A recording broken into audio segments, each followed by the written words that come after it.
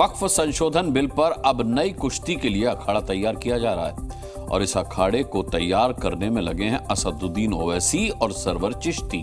Server Chishti Ajmer Khwaja Sahab की दरगाह से जुड़े अंजुमन कमेटी के सचिव हैं। सरवर चिश्ती और ओवैसी वक्फ के नाम पर कैसे मुसलमानों को भड़का रहे हैं, देखिए और इनके भड़काऊ बयानों से सावधान रहिए।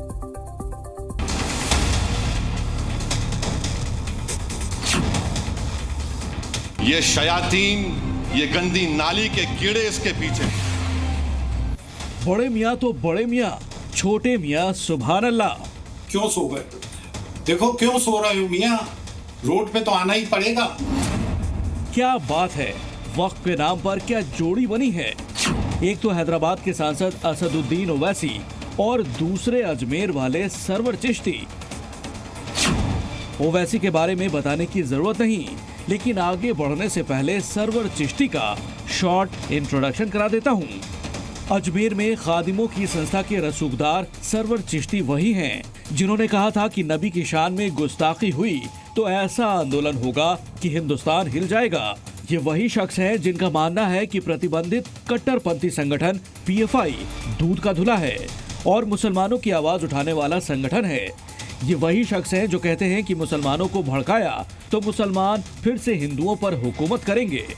और ये वही शख्स हैं जिन्होंने कहा था कि लड़की चीज ही ऐसी है कि बड़े से बड़ा फिसल जाता है। ऐसी घटिया सोच वाले सरवर चिश्ती अब वक्फ बिल पर मुसलमानों को भड़का रहे हैं। कह रहे हैं, मियाँ कब तक बर्दाश्त करोगे, वक्फ बिल के खिलाफ सड़क पर कब उतरोगे।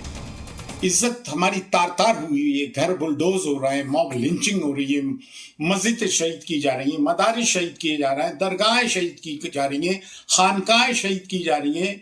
ये वक्फ अमेंडमेंट बिल 2024 आया, क्यों सो गए?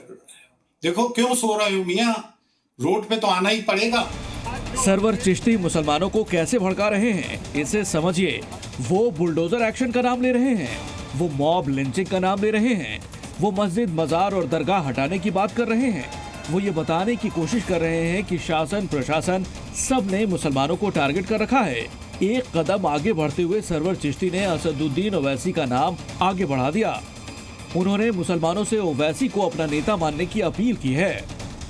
सबसे बड़ी आवाज आज पार्लियामेंट में मुसलमानों की कोई है तो असदुद्दीन ओवैसी साहब की है, मौलाना। लेकिन आपको उन लोगों से, सच्चे कायद से मुसलमानों को हमेशा बदगुमानी रहती है। ये मौलाना अबुल कलाम आजाद कह के गए थे और 1400 साल की तारीख भी है हमारी।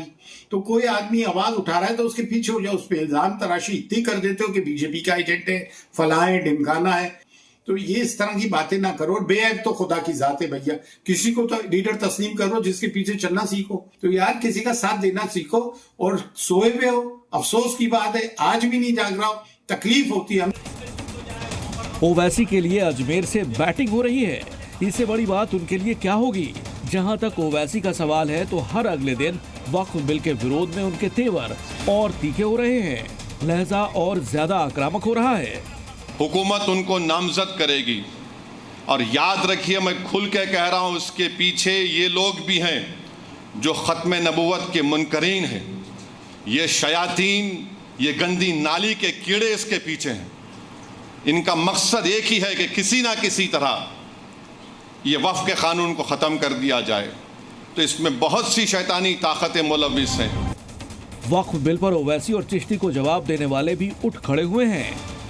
जिहादी मानसिकता के व्यक्ति जो सरिया कानून और भारत में ही रह करके कहते हैं कि आज़ादी चाहिए, आज़ादी चाहिए, ऐसे व्यक्ति कहते हैं कि जुल्म सहते हो। जो जुल्म करने वाले व्यक्ति हैं उनके द्वारा इस प्रकार का जो वक्तव्य है वो नितांत हास्यास्पद है।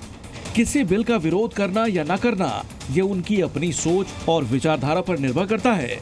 लेकिन ओवैसी और सरवर चिश्ती जैसे लोग जब विरोध के नाम पर विवादित बयान देंगे, भड़काऊ भाषा का इस्तेमाल करेंगे, तो फिर चाहे हिंदू हो या मुसलमान, सबको सावधान रहने की जरूरत होगी।